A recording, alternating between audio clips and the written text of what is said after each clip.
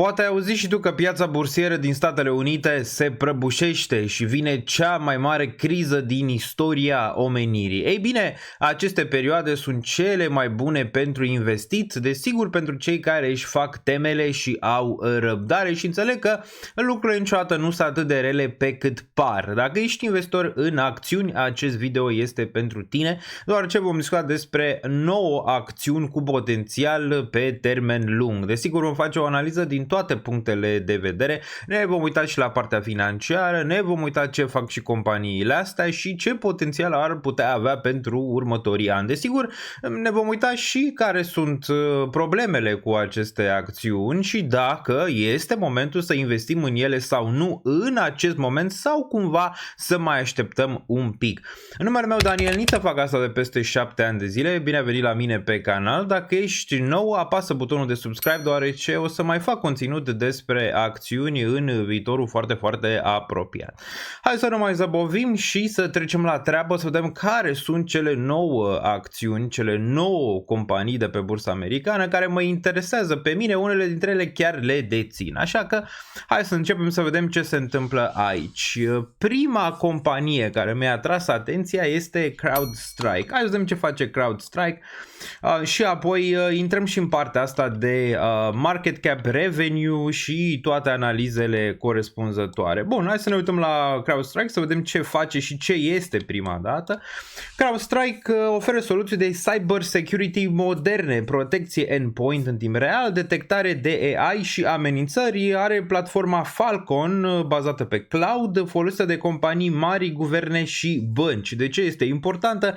Ei bine, atacurile cibernetice care cresc exponențial. Am fost aproape de unul chiar acum câteva luni de zile, dacă mai țineți minte, și cei de la CrowdStrike au avut o problemă destul de mare atunci, iar multe terminale, inclusiv din aeroport, nu mai mergeau.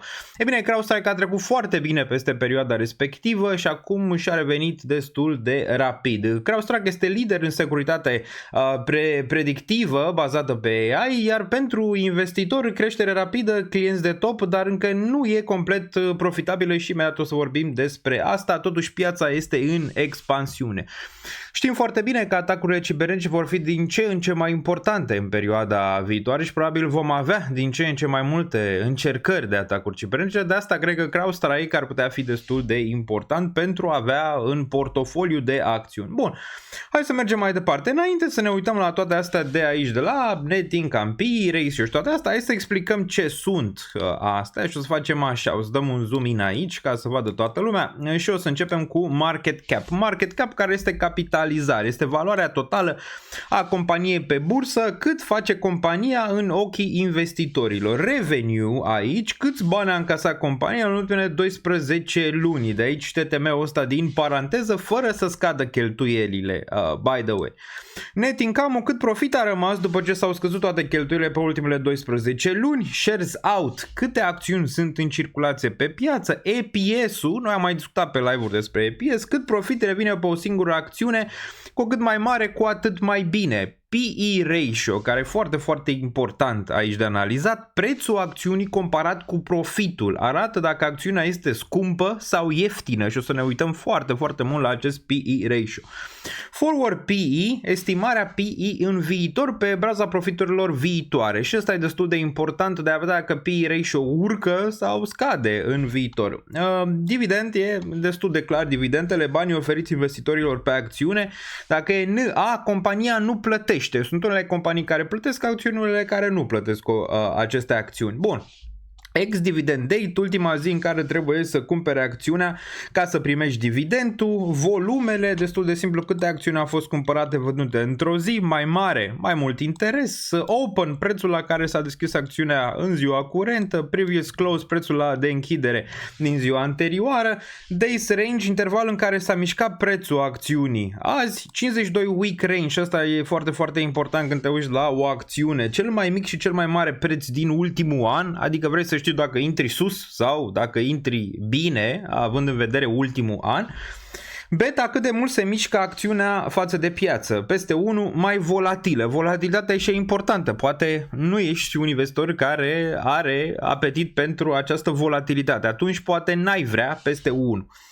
Analist, ce recomandă analiștii: cumpărare, păstrare sau vânzare, price target, cât cred analiștii că va valora acțiunea în viitor, și earnings date, data la care compania își publică următorul raport de rezultate financiare. Asta așa ca să știm la ce ne uităm, da? Bun, o să o dăm la o parte acum și hai să ne uităm aici să vedem, o să facem zoom la asta, la CrowdStrike, să vedem cum stă pe partea financiară. Putem să vedem aici capitalizarea 93 de miliarde, revenue 3,95,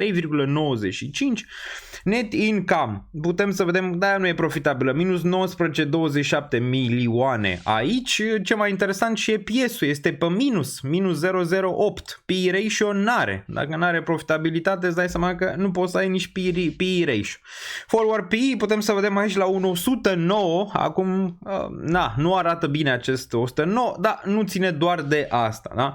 Bun, putem să vedem aici open 382, iar previous close 379. Să trecem imediat și la analiză să vedem unde ar fi interesantă această acțiune.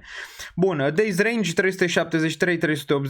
beta 1.28. La nivel de volatilitate putem să observăm că e un pic volatilă, dar nu cu mult peste 1, ceea ce poate să fie ok. Analiștii zic că ar putea fi o cumpărare în continuare aici. Bun, hai să vedem puncte forte aici: creșterea puternică a veniturilor, impuls bun al prețului, puncte slabe, profitabilitatea negativă, evaluarea costisitoare, pare destul de supraevaluată dacă e să o iei din punct de vedere al market cap-ului. Acum mai sunt câteva chestii aici de analizat, cum ar fi cash flow. Cash flow e foarte, foarte important. Cash flow este ce sumă de bani, care este suma de bani rămasă după ce o companie își plătește toate cheltuielile și investițiile.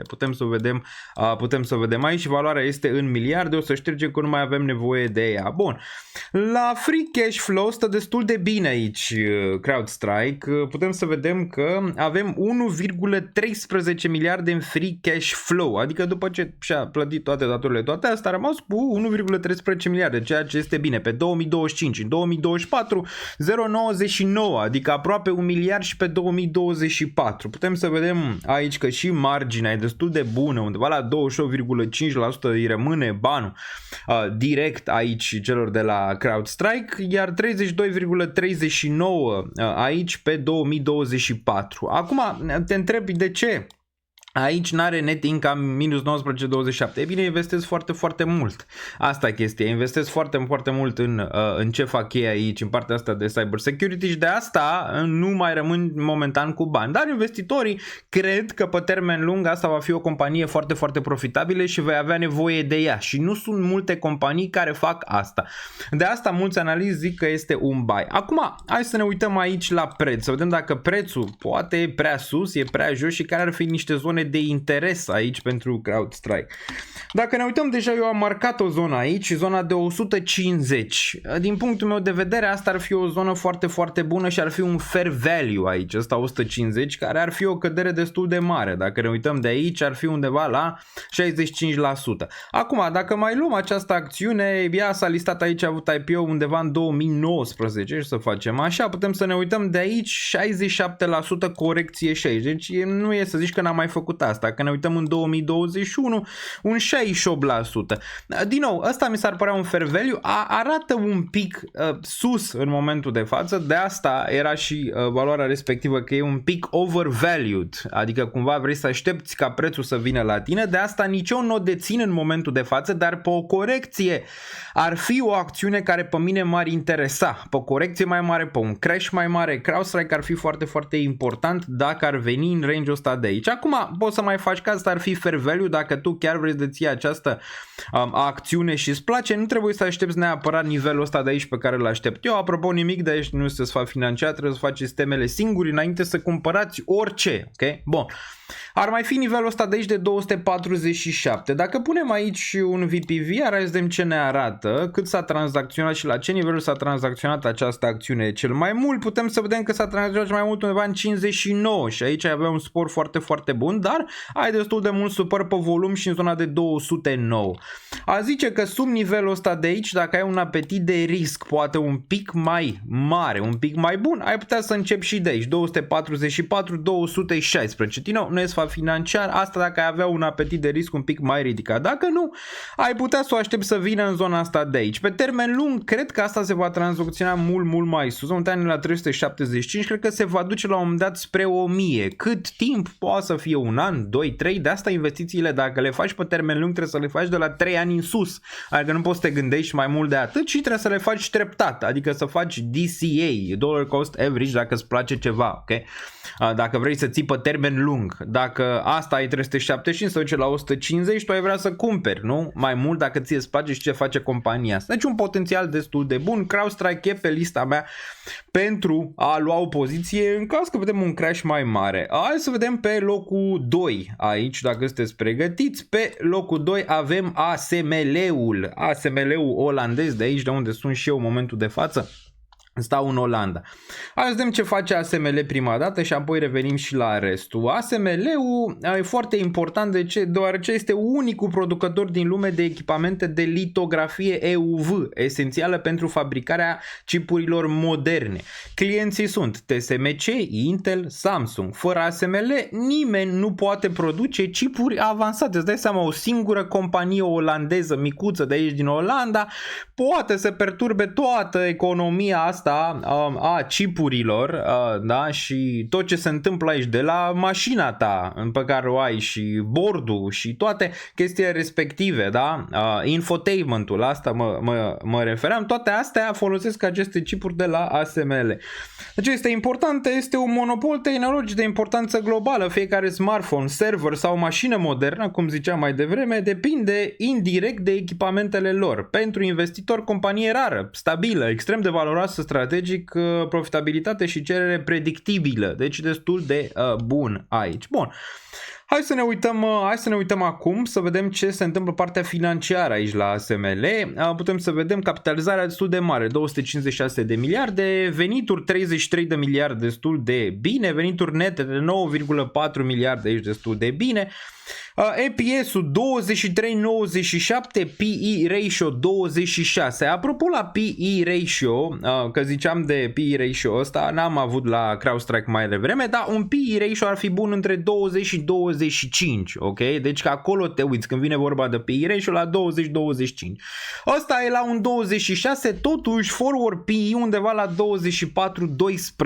24-12, destul de bine din punctul meu de vedere aici, deci nu este o companie overvalued, adică e o companie bună în momentul de față din punct de vedere al pieței, este exact unde ar trebui să fie și chiar e și important să te gândești să investești în ea dacă asta vrei să faci, deoarece pare o companie destul de bună. Putem să vedem aici că plătește și dividende, undeva la 0,98. Acum o companie bună ar avea peste 2% la nivel de dividende, dar totuși e destul de ok că plătește dividende aici. Bun. Mai departe, hai să vedem ce mai e aici. Putem să vedem, în momentul de față tranzacționează undeva pe la 564 de euro acest ASML pe Euronext, da? Pe Europa. Bun, beta 1.26, volatilitatea nu atât de mare, similar cu cealaltă, cu CrowdStrike. Bun, puncte forte, poziție dominantă pe piață, plătește un dividend, puncte slabe, evaluarea neridicată, n-aș zice neapărat că e atât de ridicată, numai dacă te uiți să zicem la capitalizare.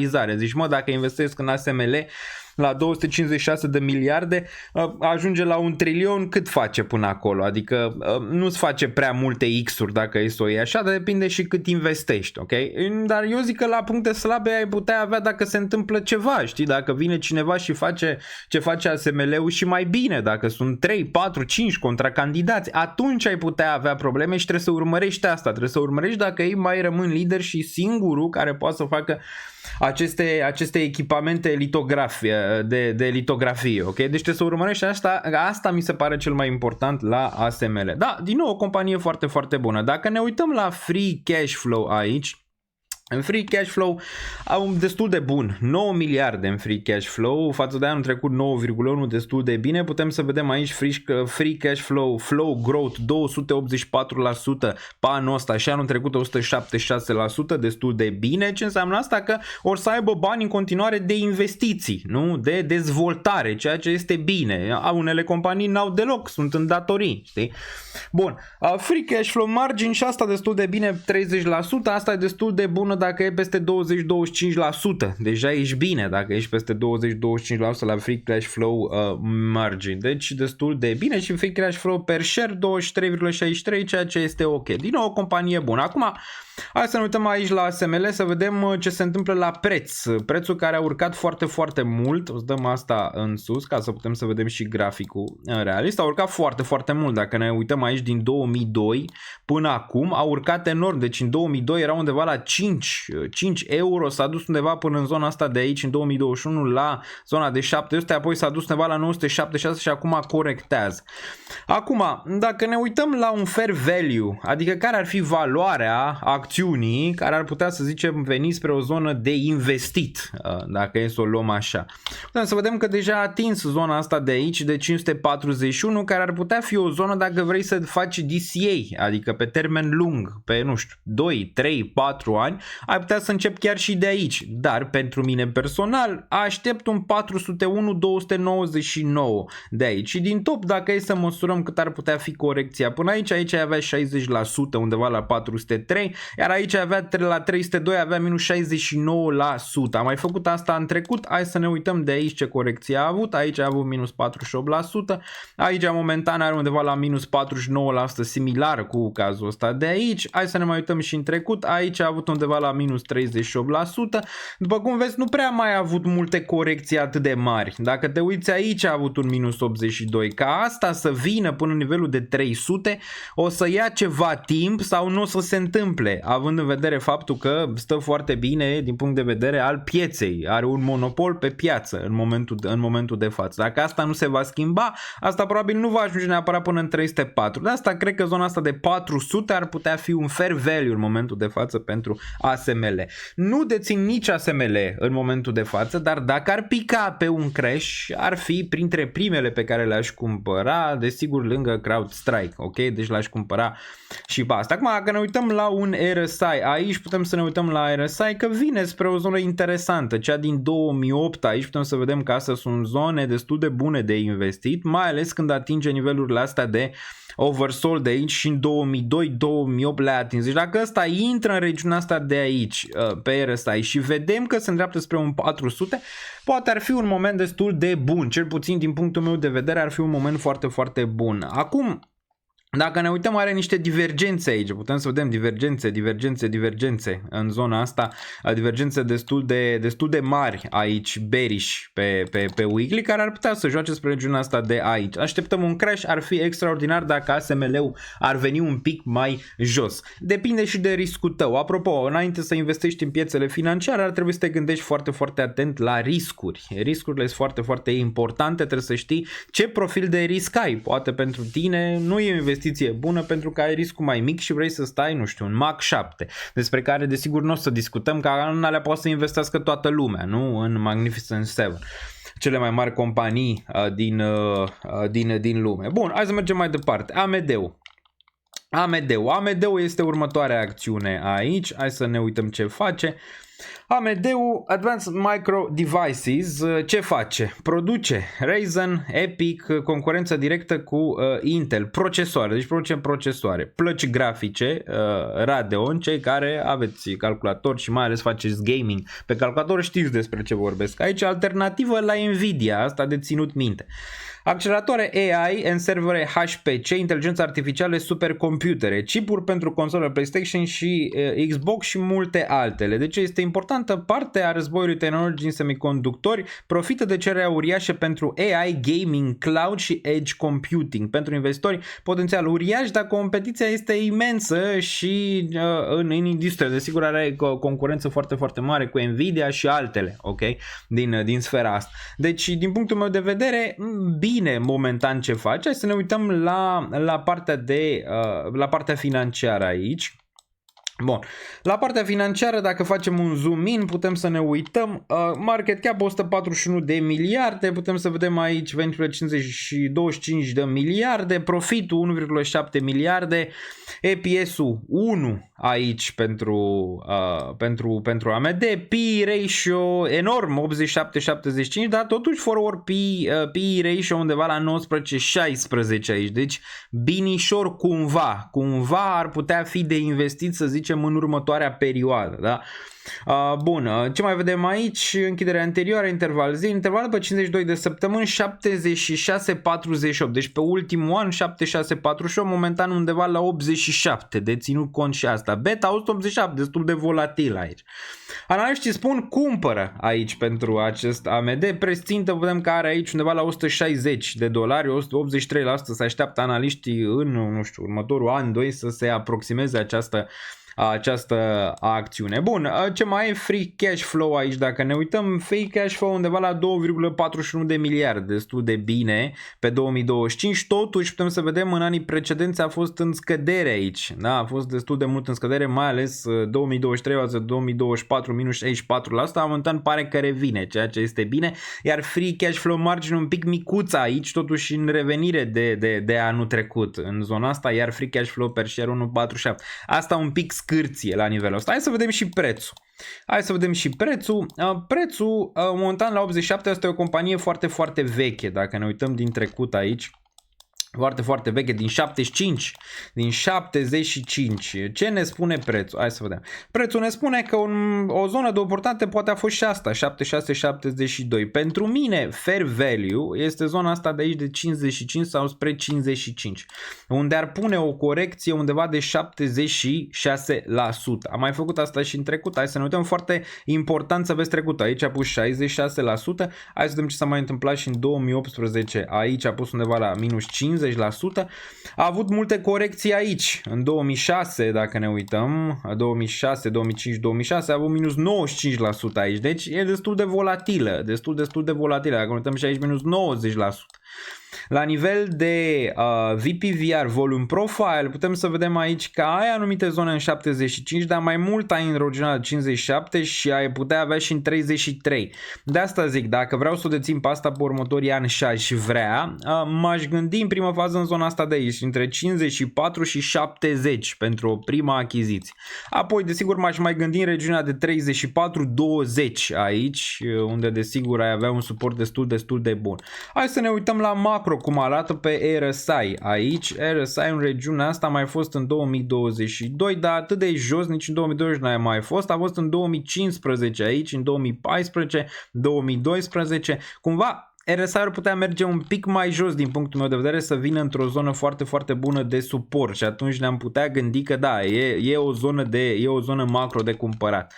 Alce că da, de aici, din zona asta până în 54, probabil ăsta din nou va face o urcare sau un subsol aici în primă fază. Țineți cont că astea pot sta în lateral o perioadă lungă de timp. Putem să ne uităm ce s-a întâmplat aici din 83 până în regiunea de 2000. Nu prea a mai pus all-time high și aici, dacă ne uităm, din 2006 a corectat foarte, foarte puternic și până în 2018 a stat în lateral. Deci când luați acțiuni de genul ăsta, termen lung, ok? Pe ele, deoarece pot să aibă momente în care stau foarte, foarte mult în lateral. Dar AMD pare un concurent destul de serios și în caz de un crash mai mare m-aș gândi să o dețin. Momentan nu am AMD. Bun, le-am luat în ordinea importanței în momentul de față. Bun, următoarea, Baba. Pe Baba o dețin, ok? Baba o dețin și o să vă zic imediat și unde e prețul mediu pentru Baba. O dețin de ceva timp, nu numai eu, o deține și Michael Burry. Apropo, dacă vă place să vedeți ce mai dețin și ceilalți investitori mari, mergeți pe danielniță.ro, fix așa, danielniță.ro, intrați la secțiunea Dashboard, pe care o să o găsiți aici sus, ok? Secțiunea Dashboard. Și aici o să puteți vedea faza asta cu acțiuni, o să puteți vedea partea asta cu acțiuni, ce se întâmplă pe acțiuni în fiecare zi, dar o să puteți să vedeți și partea partea asta de investitori. Ce dețin investitorii mari de aici? Și ne putem uita de la Bill Ackman, de la Al Gore, de la Bill Gates, Cathie Wood, Paul Tudor Jones, Michael Burry, putem să-l vedem aici. Și uite, Michael Burry deține, de exemplu, 16,40% din portofoliu în Alibaba. Acum, ultimul update a fost la final de 2024 în decembrie. Vedem dacă mai vândut ceva sau nu. Bun, revenim la Baba. Hai să vedem ce face Alibaba aici. Care sunt riscurile, care e potențialul. Bun, Alibaba ce face? Este un conglomerat tehnologic chinez. Activitățile sale principale includ comerț electronic, Alibaba.com, business to business, Taobao, aici Tmall, cloud computing, Alibaba Cloud, lider în Asia, rival a AWS și Azure, asta e foarte important, inteligența artificială folosită în livrări, logistică, recomandări, traducere automate, voice AI și acum și ei și-au scos noul lor model de inteligență artificială care e foarte, foarte bun, foarte aproape de OpenAI, mulți zic că e peste OpenAI. Fintech and plăți digitale a fost fondatorul Alipay, parte din Ant Group, logistică, media și divertisment, Smart Cities. Aici ce e important, Alibaba este o piesă cheie în ecosistemul digital chinez, combină infrastructura cloud, AI, retail și plăți într-un ecosistem integrat. Un Amazon plus Google plus PayPal plus AWS în China, cam asta face Alibaba. Pentru investitori, compania e subevaluată istoric, da, este foarte subevaluată, dar e subevaluată cu o chestie, pentru că are riscuri legate de reglementările din China și geopolitică. Știm foarte bine că suntem într-un război economic între SUA și China în momentul de față și asta are un impact destul de mare asupra acestei acțiuni. Deci înainte să te decizi cumva să știi și riscurile la care ai putea să intri, să zicem așa. Bun, Daniel Niță deține undeva din zona de 80. Putem să vedem aici această acțiune Baba. Hai să ne uităm cum stă aici Baba. Market cap 249 de miliarde, revenue aici 134, net income 16 miliarde, foarte, foarte mult. O să vedeți și alte chestii foarte, foarte mari aici. PE ratio 16. Perfect PE ratio aici pentru acest Alibaba, sub 20, foarte, foarte bun. Nu numai asta, forward PE ratio este 11, deci e clar o companie în care vrei să te gândești să investești. Ziceam, PE ratio sub 20 este incredibil. Dividende aici putem să vedem 0,98 aici. Bun, volumele nu ne interesează atât de mult, ne interesează 52 week range, adică în ultimul an, 68,36 până în 148,43 aici, da? Low a fost la 78,36, high-ul la 148, ok? Deci cumva mergem și la fair value imediat pe această acțiune, dar trebuie să știți pe unde am cumpărat eu, undeva pe acolo ar trebui să fie fair value, undeva pe la 80. Beta 0,23, are volatilitate atât de mare. Analiștii zic aici strong buy. Strong buy. Totuși țineți cont de riscurile geopolitice, țineți cont că asta poate să fie volatilă din punct de vedere al geopoliticii. Bun. Price target 154, pe care îl aveam și eu la un moment dat. Bun, putem să vedem puncte forte, evaluare atractivă este, rentabilitate solidă, randamente de dividend, puncte slabe, riscuri geopolitice, reglementări în China, volatilitate ridicată aici. Ok? Daniel Niță deține de la 80. Hai să ne uităm cum arată. Imediat ne uităm aici cum arată. Baba, frumos. Bun. Baba 108,91 a urcat azi undeva la 2%. Eu dețin din range-ul ăsta de aici, din zona asta și rămân la părerea că, uite, și VPVR-ul îți arată aici volume profile, zona de 80-86. Cam zona asta de aici e foarte, foarte importantă pentru Baba și aici, istoric, putem să vedem din 2015 de când a avut IPO, putem să vedem că de aici a găsit cumva din nou un bottom și acum repetă un pic istoria aici cu volume destul de bune. Dacă ne uităm la volume foarte, foarte bune. Okay? Bun. Acum, dacă tu vrei să o deții pe asta neapărat, nu trebuie neapărat să aștepți nivelul ăla. Din nou, nu e sfat financiar, depinde cât de mult vrei să deții această acțiune. Dacă vrei să o deții pe următorii ani de zile, ai văzut că totuși e într-o zonă foarte, foarte bună din multe puncte de vedere, de la PE ratio la multe chestii și mai era o chestie pe care am omis-o aici. Nu știu dacă am pus-o, da, free cash flow, să ne uităm la free cash flow, dar să nu vă speriați.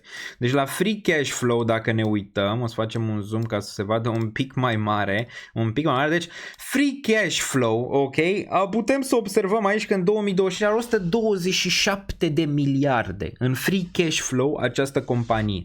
150 de miliarde a avut în 2024, deci asta înseamnă cât capital poate să deploy, adică poate să bage și să investească și să facă foarte, foarte multe lucruri aici. aici. Free cash flow margin undeva la 12,96 pe 2025, pe 2024 15,99. Aici destul de important și relevant a zice că această companie are multe fonduri de investiții, desigur e bazată foarte, foarte puternic din China și știm foarte bine despre ce vorbim. Multe companii chineze sunt susținute de guvernul chinez. Bun, deci BABA, ca să facem o concluzie, ar fi nivelul ăsta de aici de 85-80 până în 72, nivel relevant, depinde cât vrei să o deții. Momentan un pic sub presiune aici, având în vedere acest război economic. Bun. La nivel de RSI, valoarea ar putea să fie un pic mai jos, 36 RSI până în 28 pe weekly, pe time frame-ul săptămânal ar putea fi destul de bun. Ok. Înainte să continuăm, dacă vrei să cumperi acțiuni și nu știi de unde să o faci, mai ales pentru începători, ai aici eToro. Ok? eToro îl găsești și în descriere, o să fie primul. Apeși pe el, te duci aici și începi tranzacționarea. Destul de simplu, îți faci aici cont și o să poți să începi să tranzacționezi. Aici și acțiuni și ETF-uri și eu îl folosesc destul de des acest eToro. Da, poți să-l găsești în descriere, ai primul link. Bun. Mergem mai departe. Următoarea companie. Deci asta am zis pe unde ar fi zona. Următoarea companie, ca să nu ținem acest video foarte, foarte lung. Următoarea companie este SoFi. SoFi Technologies. Hai să ne uităm ce este această SoFi și ce face imediat. Bun. Dacă ne uităm aici, SoFi este o platformă fintech complet digitală. Oferă credite personale, auto, studențești, refinanțări, conturi bancare, carduri, investiții în acțiuni în cripto. Bursă proprie, aplicație mobilă intuitivă, a devenit bancă oficială, da, deține chart bancar. De ce e important? Este una dintre cele mai cunoscute companii din valul de neobănci, atrage generațiile tinere, ceea ce e foarte, foarte important, care evită băncile tradiționale. Pentru investitori, model scalabil, dar încă riscant. Deci acum intrăm în zona un pic mai volatilă. Ok? Deci am avut primele 4 un pic mai stabile, acum intrăm în zona și mai volatilă. Ok? În care poți să te aștepți la gain-uri un pic mai mari, dar și la volatilitate mai mare. Bun, au model scalabil, dar încă riscant, nu e profitabilă în ritm accelerat, dar are potențial pe termen lung, de asta și investesc în ea. Putem să vedem aici că Daniel Niță deține această acțiune printre ultimele cumpărături. Apropo, dacă vreți să vedeți ce dețin, că mai am și alte acțiuni, multe cumpărate chiar din 2022, printre care și Palantir, care seamănă foarte mult, Palantir a luat pe la 20, seamănă foarte, foarte mult cu SoFi, ok? Și îmi plac aceste grafice și BABA destul de mult seamănă cu ce a făcut Palantir în trecut, dar mai mult seamănă SoFi cu ce a făcut Palantir în trecut. Puteți intra în Patreon, aveți linkul mai jos și îmi puteți accesa portofoliu și desigur ce cumpăr în timp real de fiecare. De fiecare dată când cumpăr și acțiuni și criptomonede și când tranzacționez în timp real anunț pentru cei din Patreon și fac asta de ani de zile. Ok? Bun. Deci, dacă ne uităm aici, dețin de la un preț mediu de 9,1. Da, hai să vedem aici. Capitalizarea, putem să vedem 11,69 miliarde. Ce ne interesează ca să trecem așa prin ele? PE ratio 27, un pic mare, plus dacă vedem forward PE undeva la 41 aici. Un pic mare, dividende n-are aici. Putem să vedem 52 week range de la 6 cel mai minim până la 18,42. 6 și următoarea mea zonă în care poate m-ar interesa, rămâne de văzut. Beta 1.87, deci am un pic mai volatil, am și zic hold, nu e neapărat buy momentan, e mai mult hold. Price target 12,5, earnings date, data când va avea din nou raportările financiare, aprilie 29 2025, deci vine destul de curând în câteva zile. Acum la free cash flow aici putem să observăm măcel, putem să vedem aici foarte, foarte slab, minus 48,2 și cumva cash flow negativ. De ce? Investesc foarte, foarte mult în companie, tot ce fac, iar profitabilitatea nu e chiar atât de mare. Dacă ne uităm aici, net income undeva la 479 de miliarde, revenue undeva la 2,64 de miliarde. Deci cheltuiesc foarte, foarte mult în momentul de față pe marketing, pe platformă, toate astea momentan cumva e un risky play, dar care pe termen lung ar putea să dea rezultat dacă fac tot ce își propun și atrag generația nouă. De asta am și investit în SoFi, deoarece îmi place. Acum, Dacă mergem un pic mai jos, ne putem uita aici, a avut IPO-ul, la IPO niciodată nu cumpăr deoarece de obicei are corecție de minus 50%, putem să vedem a avut minus 84% aici în IPO și acum face ceva similar cu ce a făcut pe LTR-ul și îmi place aici. Putem să vedem numai minime în urcare, minime în urcare, minime în urcare aici, destul de bine, a zice, destul de bine dacă ne raportăm la zona asta de minim în urcare și din nou a atins regiunea asta pe care o așteptam. Pândeam această acțiune de aici, să fiu sincer, dar mi se părea prea sus și am zis dacă atinge nivelul ăsta de undeva spre 9, iau prima poziție. Putem să vedem că VPVR-ul vine undeva la 7,82, destul de bine, destul de bine. Acum, următoarea zonă desigur ar fi undeva 6 sau un pic sub 6, între 6 și regiunea de 4,49 în caz că ar veni acolo. Volumele cât de cât stabile, totuși în gamă mai riscantă acest SoFi, ok? Bun. Deci asta și pe SoFi, dacă ne uităm un pic la RSI, ar putea fi un pic mai jos aici, ar putea veni un pic mai jos, dar dacă vreau să o dețin, n-am zis că nu mai aștept nivelurile astea și asta e suficient pentru mine pentru a începe o poziție, construirea unei poziții care seamănă destul de mult cu pe LTR-ul, după cum ziceam, în care similar am construit o poziție în regiunea asta de aici, după ce a avut același lucru, a avut aceeași corecție undeva la minus 86%, frumos, frumos, frumos și apoi aici mi-am luat niște gain-uri foarte, foarte frumoase pe PLTR, dar mai am și altele, dețin și alte acțiuni, printre care și Nvidia și Meta și multe altele le puteți găsi în zona de Patreon, toate cu prețuri medii de fiecare dată și toate anunțate în timp real. Okay? Bun, deci asta pentru SoFi, mergem mai departe, următoarea este Airbnb, din nou ceva mai speculativ aici. Ce este Airbnb? O să ne uităm imediat dacă o găsim aici. Îmi pare că a plecat. Bun, Airbnb-ul. Airbnb este o platformă globală care permite închirierea de locuințe de la persoană la persoană, oferă și experiențe, tururi ghidate, activități locale, se poziționează ca alternativă la hoteluri clasice. Deci e important, a schimbat fundamental industria ospitalității, are un model asset light, nu deține proprietăți și marje mari, un fel de Bitcoin pe partea de real estate. Pentru investitori este profitabilă, are brand puternic și este bine poziționată pe măsura ce turismul revine post-pandemie. Deci destul de bine. Oricum, cred că mulți dintre voi ați folosit Airbnb. Acum au zis că are și acțiune, dacă nu știați. Bun. Hai să ne uităm aici să vedem ce se întâmplă pe zona asta. Nu știu dacă mai aveam eu ceva. Da, mai aveam și free cash flow aici. Bun, hai să ne uităm. Capitalizarea 69 de miliarde. Rămâne de văzut dacă e mult, dacă e puțin. PE ratio 27, un pic peste zona de 25, dar ok, forward PE la 26 cumva în scădere, ceea ce este binișor. 52 de săptămâni putem să vedem 112, 113 maximul aici. Earnings-ul putem să vedem pe 7 mai vine. Hai să ne uităm aici cum arată și partea de free cash flow și apoi mergem la grafic. Destul de bine, 4,52 miliarde aici. Anul trecut 3,88, destul de bine, free cash flow growth undeva la 16% anul ăsta deja, anul trecut 13%, destul de bine, free cash flow margin 40, margin destul de mare aici, ceea ce este bine, înseamnă că este profitabilă. Dacă ne uităm aici la revenue, 11 miliarde în revenue, cu toate că net income a fost doar de 2,65, adică n-au păstrat atât de mult. Bun, dacă ne uităm la această companie, putem să vedem 219 a fost aici în 2021, pe urmă a avut volatilitatea un pic mai slabă, dacă vedem 2024 aici și acum asta tranzacționează în zonele de jos. La IPO a avut o cădere de minus 62%. Zonele care m-ar interesa aici, 186, asta ar fi prima zonă și apoi vedem dacă mai face un nou minim cu ceva de genul ăsta, nu știi dacă ăsta e bottom sau nu. Îl vezi numai în momentul în care asta urcă nivelul ăsta de aici și face asta și o să ne uităm la o altă acțiune similară care a făcut ceva de genul ăsta. Totuși bine aici la nivel de volum.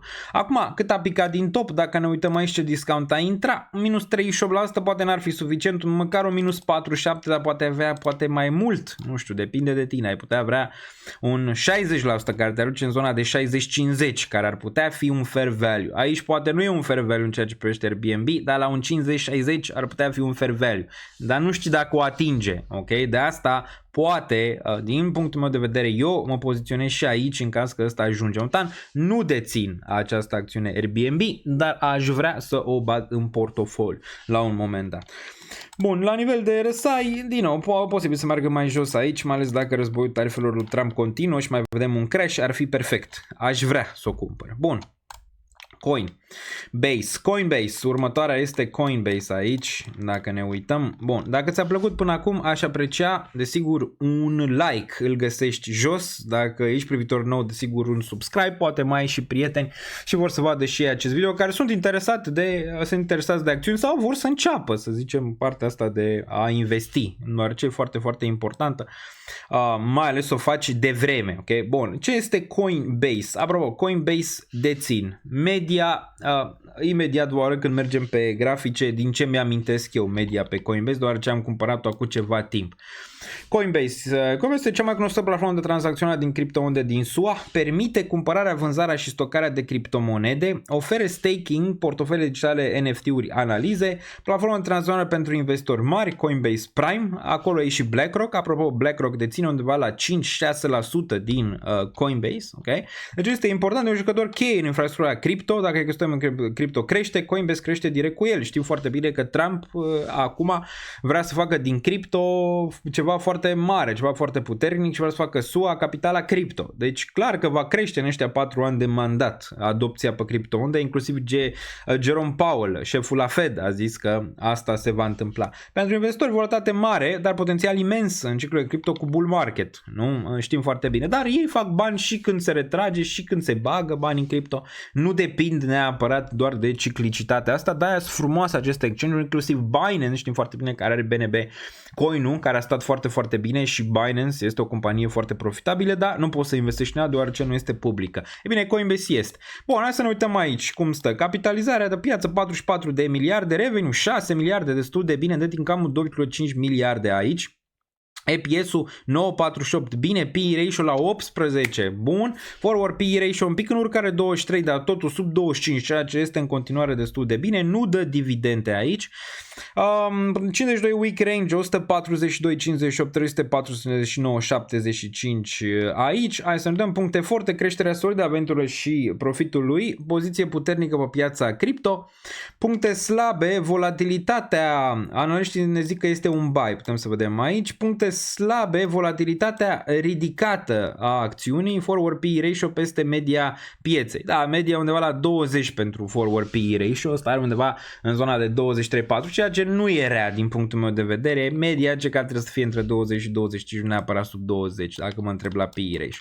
Bun, hai să ne uităm la prețul acțiunii. Eu o dețin din range-ul ăsta de aici, din zona asta de aici de jos, ok? Aici am luat Coinbase, am luat și pe zona asta, dar prețul mediu undeva până în range-ul ăsta de aici. Acum aș mai vrea să mai adaug. De ce? Cred că asta se va duce la 1000 la un moment dat, se va transiționa la 1000. Ce se întâmplă aici vedem, poate să stea una, în 2 în lateral. Acum, un fair value din punctul meu de vedere ar fi sub 100. Ar veni aici 96 până în 80 în primă fază. Regiunea asta mi s-ar părea destul de important.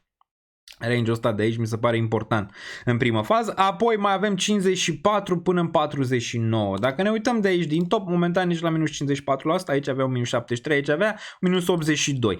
Dacă ar veni până aici, m-ar interesa în continuare undeva spre 80 pe mine personal în primă fază și apoi înapoi în range-ul ăsta unde am și prețul mediu în momentul de față pentru coin, în range-urile astea de aici, ceea ce e destul de bine.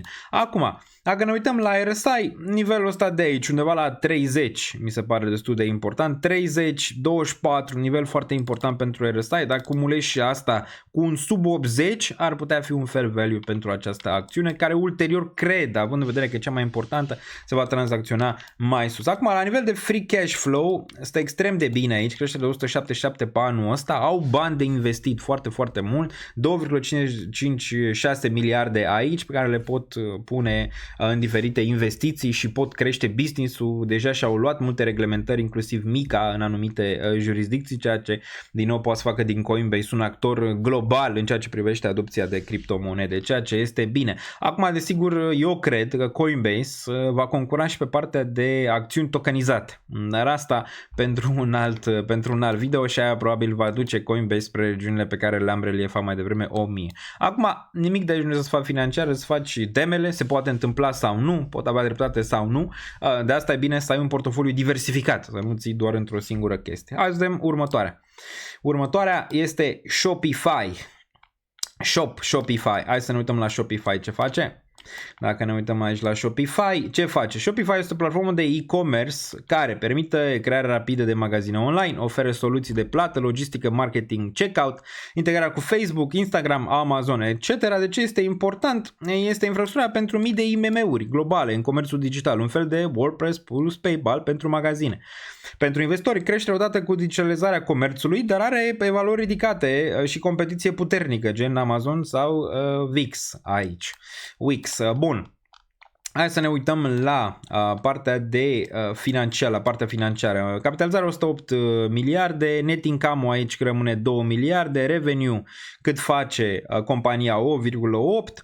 Bun, PE ratio mare, 53, forward PE ratio nu e în scădere, în urcare, 56, bun, volumele destul de bune, beta aici 2,82, volatilitate destul de mare, analiștii zic buy aici. Puncte forte, creșterea puternică a veniturilor, dominanță în comerțul electronic, iar punctele slabe, valoare mai mare a evaluării, chiar așa e momentan. Hai să ne uităm aici să vedem și la nivel de cash flow ce se întâmplă.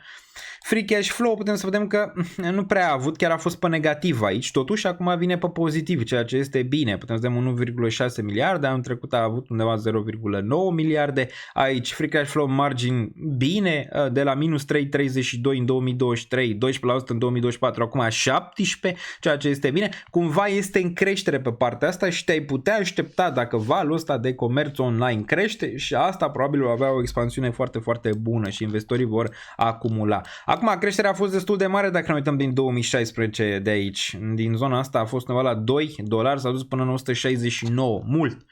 A corectat aici în 2022, deci poate corecta, asta ca să știți, 85%. Acum a avut o urcare până în punctul ăsta de inflexiune de 129 și acum a corectat din nou, dar puțin, 45. A zice că fair value ar fi măcar în 37-32, iar regiunea asta de aici unde vine VPV-ul a doua ar fi 16-10. 16-10. Deci astea două zone, nici pe asta nu o dețin, Coinbase dețin desigur, dar Shopify nu.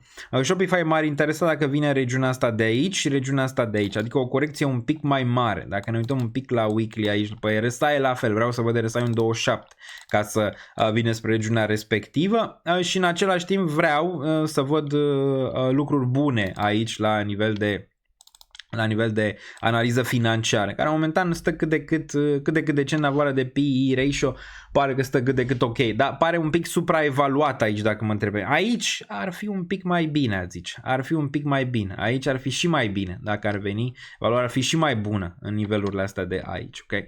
Bun, deci cam asta, alea sunt lucrurile care m-ar interesa. Ultima, Uber, ziceam că nu știm. De exemplu, aici Airbnb-ul a fost aici, nu știi dacă asta vine și îți face un nou minim. Asta n-am mai făcut, de exemplu.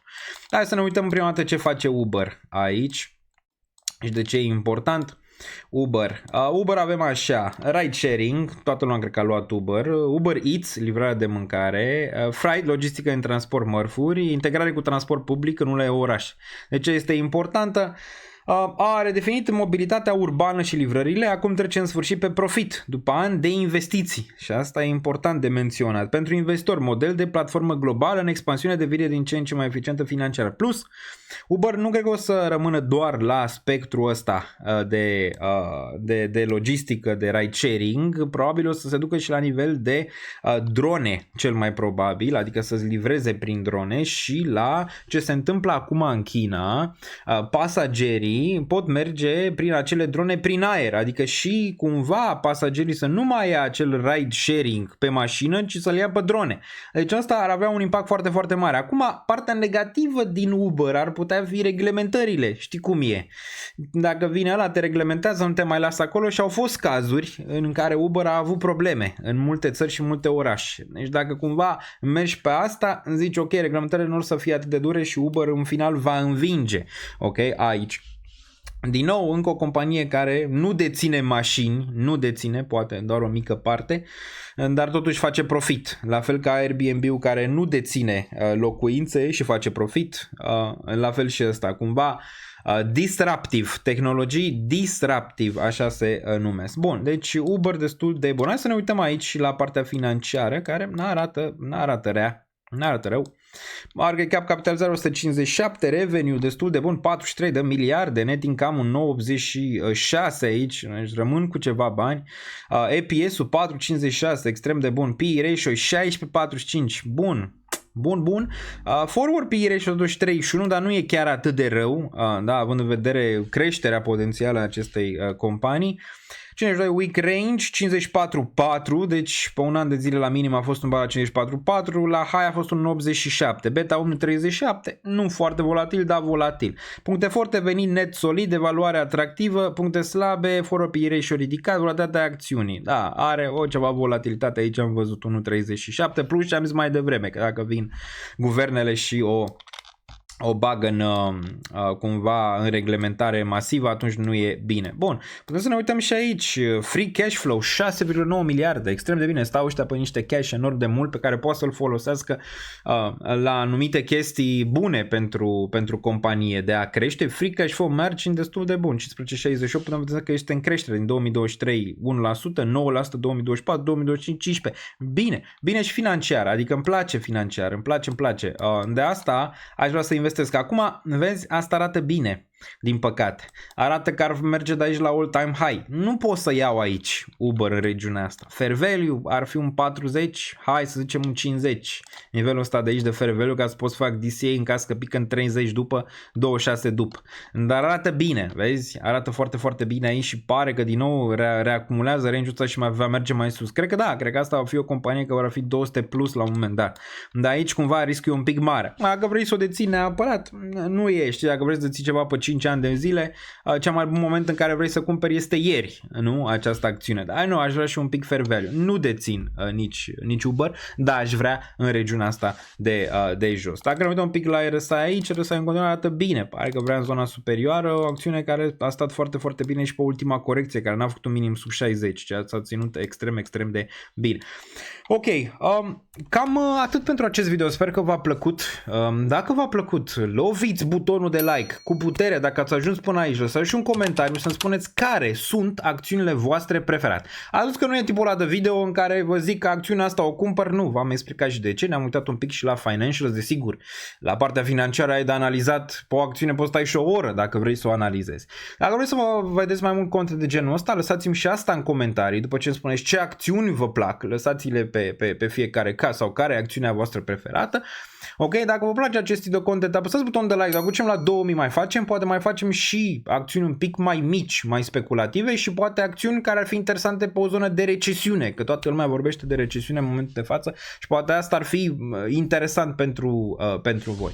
Din nou vă reamintesc că puteți tranzacționa în eToro, aici aveți linkul jos în descriere, puteți faceți cont, pam, și puteți tranzacționa, puteți cumpăra acțiuni și ETF-uri, aveți patronul în descriere în care puteți găsi toate portofoliile mele, inclusiv cele de acțiuni, dar și cele de criptomonede, le puteți găsi acolo și desigur content premium pe care îl fac când nu sunt online, în care analizez desigur aceste acțiuni și criptomonede și toate piețele, tot de la metale, tot în fiecare zi, tot ce cumpăr, tot ce vând, tot în secțiunea aia o găsiți. Nu uitați și de partea de danielniță.ro în care aveți multe view-uri aici destul de importante. Aveți partea asta de cripto pe care o puteți vedea, aveți partea de acțiuni pe care puteți să o vedeți aici, tot într-un singur loc putem să vedem ce s-a întâmplat astăzi pe piață, putem vedea că S&P-ul a închis destul de bine, puteți să vedeți calendarul economic aici, puteți să faceți portofoliu montant de cripto, dar va fi implementat și cel de acțiuni aici, da, vă puteți face portofoliu, aveți partea de investitori și multe altele pe care le puteți găsi pe danielniță.ro. Numele meu, desigur, ar trebui să și spun acum Daniel Niță, vă urez un Paște fericit tuturor și să ne auzim cu bine și sperăm cu mai multe oportunități de cumpărare, mai ales partea de acțiuni pe anul ăsta 2025. Vă salut, much love!